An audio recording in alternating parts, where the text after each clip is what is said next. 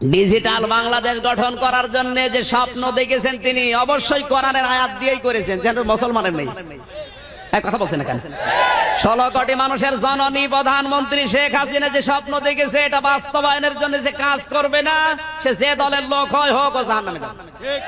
ফতোয়া আমি দেইনি, কোরআন শরীফ। এই আমির হামজা আসলে বহুরূপী। এর আগে যখন স্বৈরাচার ছিল, স্বৈরাচারের সময় সে তখন তাদের তেল মারে চলছে। দেখেন কি কি বলছে, যে কোরআন হাদিস নিয়েও ডিজিটাল বাংলাদেশ করার মানে সব কিছু সে আর কি ব্যাখ্যা দিয়ে দিছে। এখন যে আবার ক্ষমতা পেয়ে গেছে, এখন আবার সে কুষ্টিয়ার প্রধানমন্ত্রী, কুষ্টিয়ার খোদা, এমনকি উল্টোপাল্টা নানা বিতর্কিত বলতেছে। আসলে কি বলবো, আসলে সে একজন আলেম মানুষ, তার কথাগুলো যুক্তিযুক্ত হওয়া উচিত বা ভালো কথা বলা উচিত। আপনাদের কি মনে হয় অবশ্যই জানাবেন কমেন্টের মাধ্যমে। আল্লাহ হাফিজ।